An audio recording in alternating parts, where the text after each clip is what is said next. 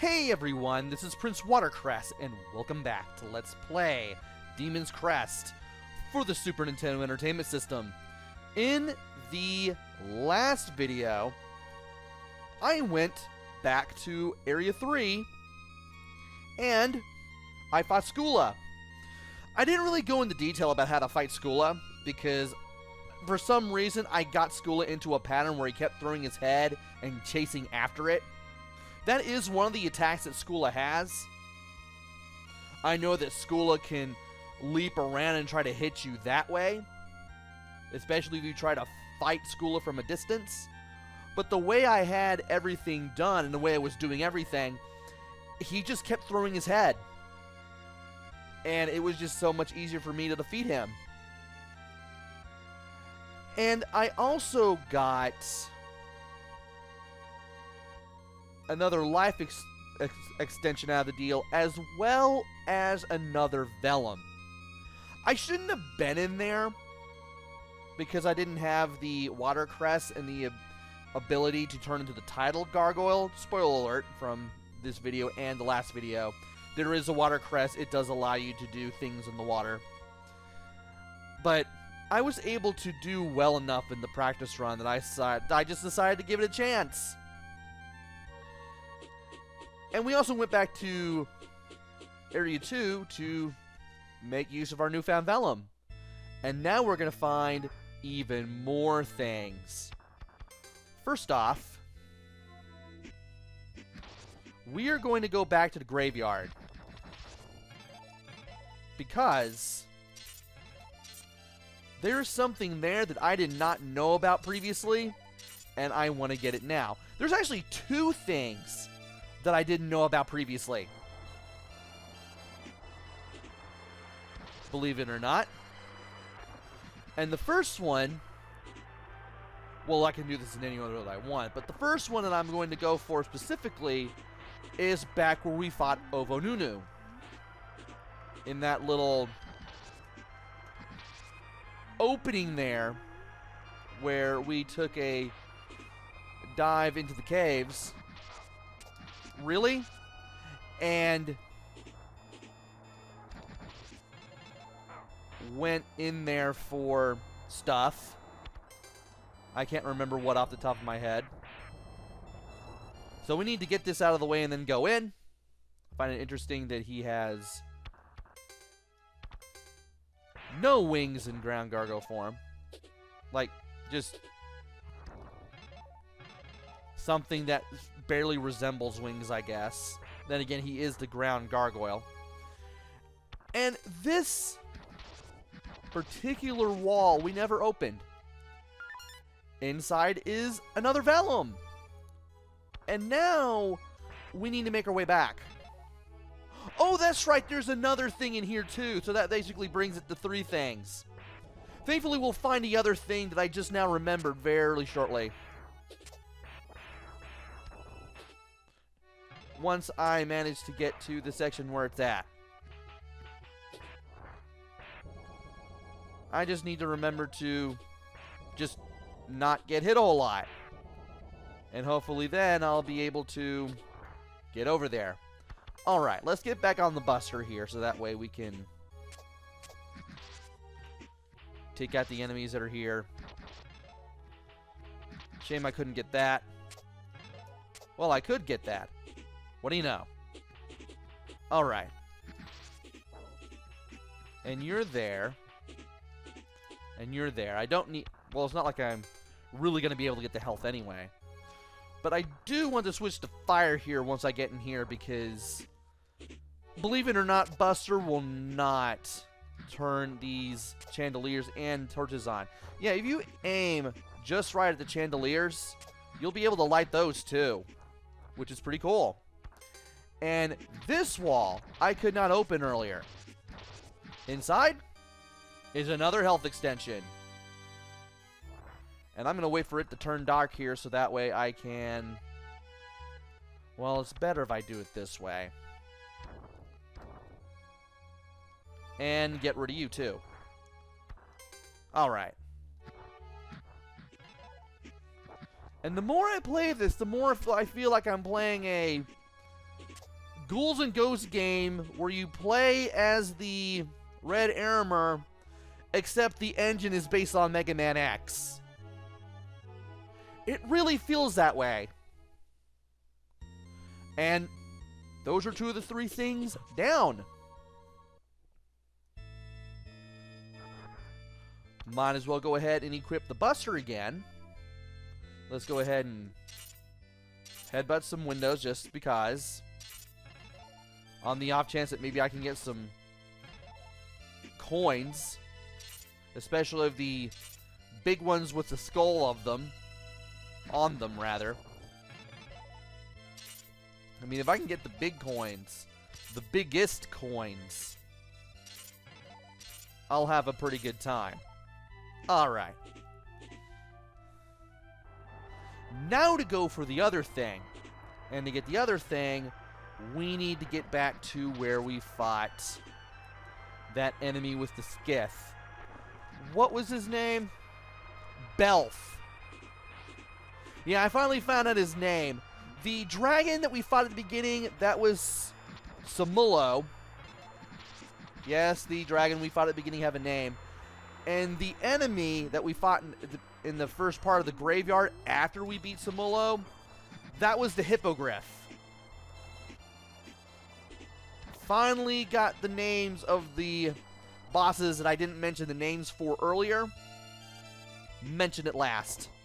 Another thing, these arms. Turns out they can be deadly after all. If you get caught in them for long enough, you will see the head of a zombie come at you.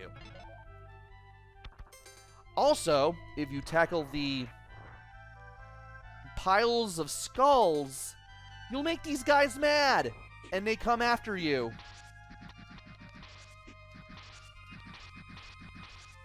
And if you tackle... Well, first off, let me get rid of this guy first. If you tackle this one in particular, you get a health extension. And that's 5, 6, 7, 8... 2... Wait, no. 2, 3, 4, 5, 6, 7, 8, 9, 10. Okay. There's 2 rows of 10 hits each. So the maximum amount of hit points you can have is 20.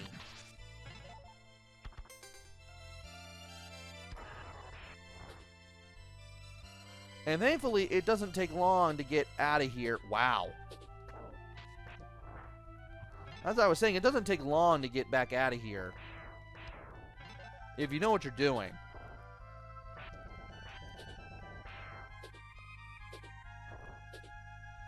And you also don't get grabbed by all these hands. And this is where we fought Belf. And somehow managed to kick his butt despite not having as much stuff as we do now. So I believe we have 2 health extensions and a vellum. Okay, we're good. That was all the stuff that I'll learn to find today in past areas. So let's go ahead and make use of our newfound spell paper and get some more death. I mean, I might as well. Alright. And now, since we can leave from here, that's what I'm going to go do. After attempting to get some more coins at first. Because I would like to do that. We just spent 80. And for some reason, that has 20 in it every time. Which I don't have a problem with. Alright. Now it's time to leave. And we're now going to go back. Actually, no, we're not going back anywhere. We are going to Area 4, where these towers are. Alright. Let's equip Buster here, and then just carefully scale these walls and hover where we need to. This is where your hovering is going to be put to the ultimate test. These little things that are coming out of the walls here, ow. How that didn't harm me, I will never know. Well, not harm me too much. But we managed to get through here with a little difficulty. I need to remember to press B. And I'm going to wait over here. As much as these things can be in your way, you can use these to kind of gauge where you go next. And it can be useful. Also, breaking these things really helps a lot. Ow. It also helps to break these, even though there's nothing in this little hideout spot where you can stay away from the things that try to eat you. Wait on you to recede back into the wall. And I can continue from there. You just watch the walls, watch what you're doing, you should be good. Wait on you. And we should be good to go. That was the end of this section. And now for this. This part is a lot easier to do if you have the Buster, because you can just tear through everybody. As for these enemies, just speed your way past them. Don't even try to fight them. You cannot take them on. They take way too many hits for you to kill in a situation where down there is a bottomless pit and all you have to stand on is a column that slowly rises up and down. Now, you could go down to the right, but if you go into this whirlwind, we get to face another Hippogriff. So let's do that. And the Hippogriff, same as it ever was. Same as it ever was. But you now have more things. You have more health. You have more fighting experience, hopefully. You have the Buster, which fires a lot faster. And you now have a better idea of how this game plays. Why did I do that? They're not horrible when they hit the ground.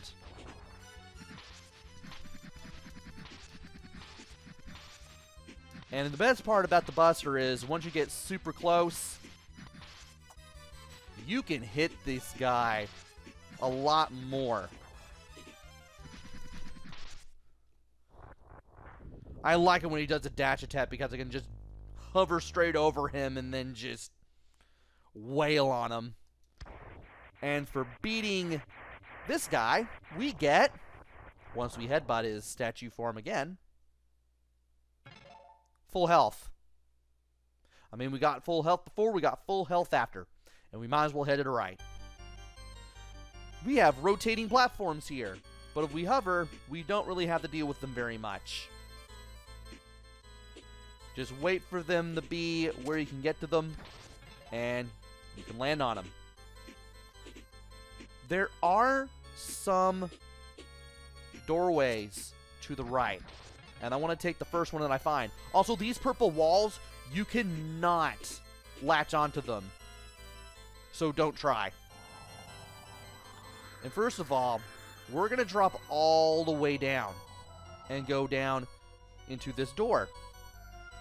And by headbutting the enemies that are here, we get the Crown Talisman.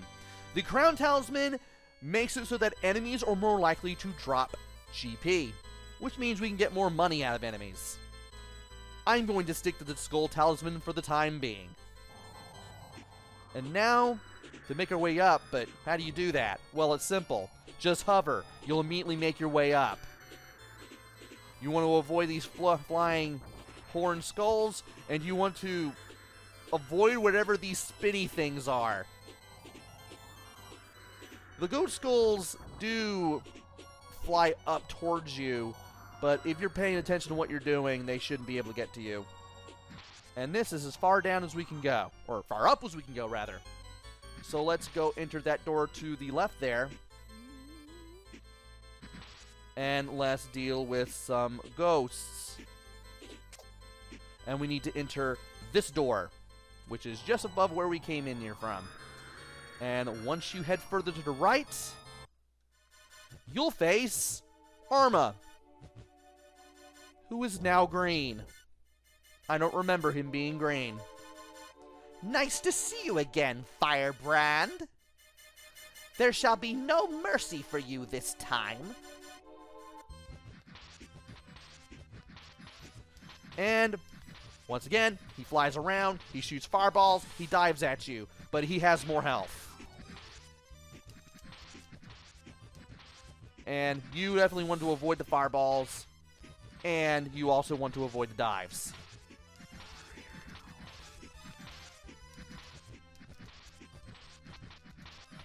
And I managed to get him on the floor there. That was cool.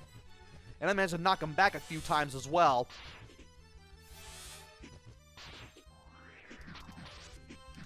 And sometimes he'll dive like that. Ah. I was trying to get... There we go. I was trying to get the... make sure that there wasn't a cord at my feet. That's why I just stood there and just tanked the damage. And that was a rather long dive. And when he does this, he will create a little tornado that will actually push you in the direction that it moves.